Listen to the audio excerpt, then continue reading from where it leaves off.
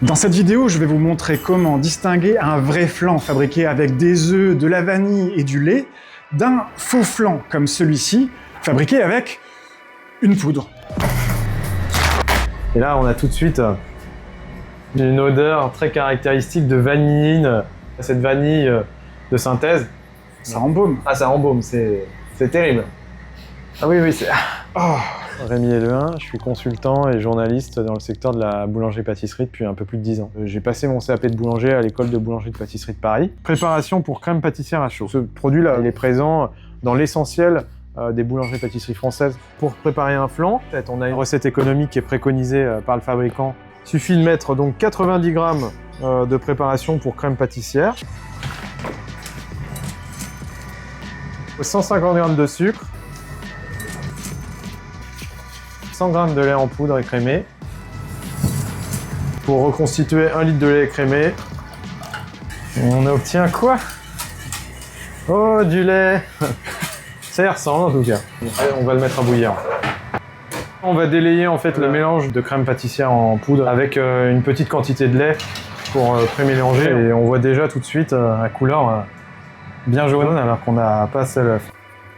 Plus d'ingrédients, colorants, Norbixine de Roku et riboflavine. Moi, j'ai pas ça dans ma cuisine. Dans l'inconscient populaire, le jaune, c'est associé aux œufs, mais c'est globalement aussi associé à des produits à la vanille. Ensuite, on va reverser ça dans le restant de lait. Et là, on va laisser cuire environ 2 minutes. Voilà, donc là, on a un résultat qui est extrêmement jaune. C'est très clairement l'action du colorant. Pour le ressenti du consommateur, il va se dire j'achète un produit de meilleure qualité que s'il était blanc. Et donc là maintenant je vais préparer un vrai flan. 3 œufs, 1 € et 6 centimes.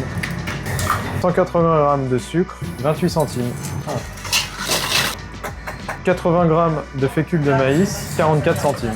Une gousse de vanille, 76 centimes. Et ça existe encore, on a de la vraie vanille, c'est pas uniquement des arômes. Donc là à l'intérieur, c'est tout plein de petits grains très fins, très réguliers. Là. 1 litre de lait, 1 € 41 centimes. 200 g de crème liquide entière, 90 centimes. On a un process qui est similaire, dans le sens que c'est une crème qu'on va cuire sur le feu. Ensuite, le deuxième, là on a un produit qui a une légère teinte un peu crème. On a les petits points qui sont les marqueurs du caviar de vanille. Parfois, on peut avoir des marquants visuels, des petits points, mais qui seront liés à l'incorporation des gousses de vanille qui ont été épuisées, qui ont été utilisées, qui n'auront plus aucun parfum. On va les broyer et ensuite on va les utiliser pour faire croire qu'il y a de la vraie vanille. Pâte feuilletée, 1 € 44. Bon, là on voit qu'il est froid quoi. Il a commencé à se solidifier. Donc ça c'est à cause du tournage, je suis désolé. Là oui.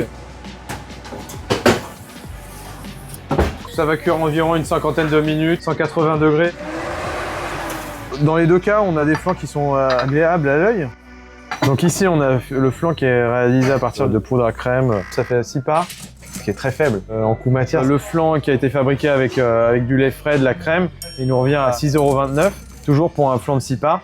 On va aller voir ce qui se passe en boutique et essayer d'identifier les éléments qui permettent de distinguer un vrai flan d'un faux flan. Donc il y a 3 critères principaux. Critère numéro 1, on a la couleur. Dès lors qu'on a une couleur qui est quand même d'un jaune assez marqué, on a une suspicion d'utilisation de poudre à flan. Non, sur le papier du flan, il y a écrit quoi? Okay. Il y a une vraie problématique, c'est de se dire qu'un artisan boulanger vend ça aujourd'hui. Enfin, c'est choquant quoi. Critère numéro 2, la présence ou non de grains noirs. Donc par exemple ici on se rend bien compte qu'il y a de la vanille qui est intégrée dedans, mais ces grains ils doivent être réguliers et petits pour vraiment signifier qu'on utilise le caviar de la gousse de vanille et non de la poudre de vanille épuisée. Ici on a des gros grains et là on a des grains plus fins. Okay. Critère numéro 3, le prix, qui de toute façon ne serait-ce que par la présence de la vanille naturelle et pas un arôme ou un extrait, ça a un impact très clair sur le prix. Donc on est sur une part de flan à 4,20 €, le plus cher de ce qu'on a pu comparer, mais c'est aussi sans doute celui qui est le plus proche d'un produit fait maison avec des matières premières brutes et qualitatives. Je m'appelle Victoire, j'ai fondé le Café Singulier. Je suis aussi pâtissière et j'adore les flans. Il est lourd, mais justement, c'est bien, c'est ça qu'on aime. Celui-là, il est vraiment super crémeux. C'est un bon flan et on sent bien la vanille, donc c'est cool. Ok. Ah, il y a un petit papier là. Il est lourd aussi. Pour moi, il a trop le goût d'œuf et je trouve qu'on ne sent pas assez la vanille. Mais il se mange quand même. Hein. Ouais. C'est là? Ouais, c'est là. Ok. Tu peux le prendre. Vers toi, vers toi, vers toi. Ah, il est léger celui-là. Il a une pâte qui me plaît. Ça a été cuit dans un moule qui sert à faire des pâtes sablées. Trop bon. Très vanillé. Un peu sucré, mais crémeux. J'aime beaucoup la pâte en dessous, justement. La pâte qui est sous l'appareil, du coup, là, elle est sablée. Et ensuite, celui-là, il est un petit peu trop sucré. Oh là là. Tu savais que dans les flancs, on pouvait utiliser de la poudre? Absolument. La plupart des boulangeries le font. Ok. Ouais. C'est très rapide. Ça va beaucoup plus vite. Et c'est beaucoup moins cher. Tu l'as déjà fait? Utiliser de la poudre? Ouais. Non, pas du tout. Fabrication maison. Souvent, du coup, dans les boulangeries, on a des flancs qui ressemblent un peu à celui-ci. Du coup, poudre à flan? Probable. Probable. Je peux pas l'affirmer. Oui, mais vu la couleur de la crème et la consistance aussi, ça se voit quand on fait ça.